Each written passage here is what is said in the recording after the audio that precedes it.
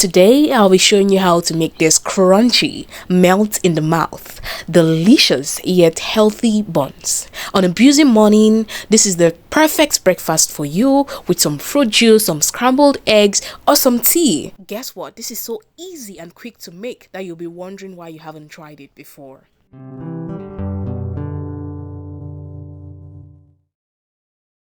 Hello healthy smart moms, welcome to the Applemelon channel. Here we talk all things kid nutrition and help you with simple ways to make your kids smart. Today let's go on to making our buns. The first thing you want to do is sieving your flour, and there I mixed in oat flour and wheat flour, and then I added my nutmeg and I went on to mix. You add some salt, some baking powder, and you go on to mix everything until it is well incorporated. I'll be dropping all the description on the screen and in the description box as well. When everything is well incorporated, you want to add your butter or margarine, which is at room temperature because it's easier to mix it up, or you can use oil, any vegetable oil of choice. And then you want to use your whisk or your hands to mix this quite well until it is well incorporated in the flour. You're going to see how it looks. It's going to take some time, but it would definitely come together. If you don't have the time to waste, you can just use your hands and it's going to be really fast. While I'm doing this, let me tell you a little story.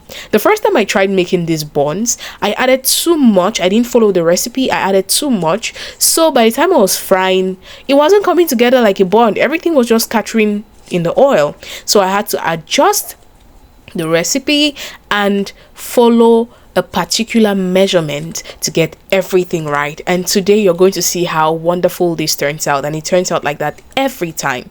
And once the butter is well incorporated, you want to add in your wet ingredients. I'm replacing sugar here with bananas and honey and some eggs. I'm making a very large batch, that is why I'm using 2 eggs, but in the recipe that I'm going to give you and the measurements, it's going to be 1 egg there, so don't get confused. Stick with me to the end so you see how this recipe turns out, because there are certain tricks which I'll explain as we go that you might not know. Now that is my liquid. I'm not going to be using water, and in that mixture you have bananas and yogurt, no water, and I'm going to pour in my eggs right now. I'll give you all the measurements, so don't be scared. Now after this, I would mix it all up. I'll add some honey first, and then I add some vanilla essence or whatever flavor which you want to add, but vanilla essence with honey, it just takes down the earthy scent of honey, and with the bananas just makes it amazing. And you want to mix everything up. I'm sorry for my voice, I have a cold and it's dealing with me, but as I had said, so because I promised I'll bring this video to you, I brought it to you, and I'd rather be sounding like a man than not fulfill my promise. So I hope you're enjoying this video, and if you've been watching till now, you're enjoying this recipe. So please click on the subscription button and subscribe, and put on the notification bell so you don't miss another video.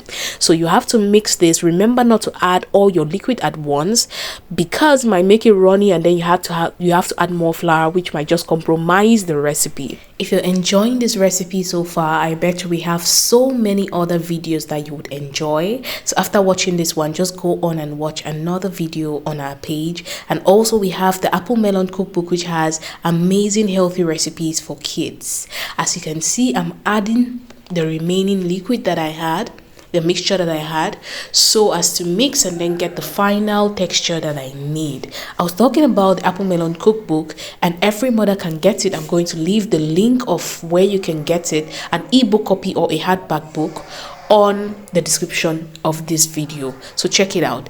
You see the texture, that is how it's supposed to be, and you're going to realize that when you leave it for it to sit for a while your oil is getting hot, it's going to get a bit lighter. But if that doesn't happen for you, you can go ahead and add a little bit of water to make your mixture a bit lighter. So now let's go on to the frying process and get these buns ready for consumption. Now I'm going to go ahead to fry. What you want to do when you want to fry is to dip your hand in water or rub oil in your hand so that the batter is not very sticky on your hands, and then you go on to fry it. As you can see, that's our first batch, and it's coming out looking so crunchy and yummy. That is it. We are going to be going on to fry these. Make sure you fry on medium heat so that your buns don't get brown outside and they are not ready inside. That is why you have to make sure that your texture gets a bit light. You're going to see when I pick up the batter again, and you see how the texture has gotten. That is where you want your batter to be, so that it ensures that your buns are getting ready inside and outside.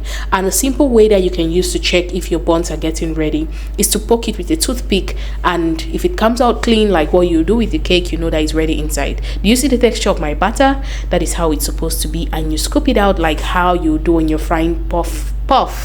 And you don't want to make it too big, because then it will have the possibility of not cooking inside. It's just so simple to make, and within about 50 to 20 minutes breakfast is ready. And that is it, looking so crunchy and yummy. That's the last one I had to put inside. You can as well scoop it like this. It's not going to be very round and clean, but it's still going to come out with very many cracks and looking also yummy. Look at it there, well cooked inside out. I was saying that the recipe is freezer friendly, and you can make it in a large batch like what I have, and then you store it in your freezer. Get the crunch, get the crunch, get the crunch. You can store it in your freezer, and when you're ready to eat, just remove it, shove it into the microwave, and you're ready to eat. I'm going to be putting them into my Ziploc bags and flattening them out straight, so that I can put it in the freezer. This recipe, you don't want to play with it too much, because it's going to crack and get scattered. That's how it is. I hope you enjoy this recipe. Check on our channel to get more recipes like this and other things which can help you feed your kids with healthy meals. Remember to subscribe and put on the notification bell so you're the first to be informed when we upload a beautiful video like this. Remember to also like, comment, and share with your mom who might need this. And see you here next week, same time, same day, for another amazing video like this. Let's keep raising healthy, smart kids.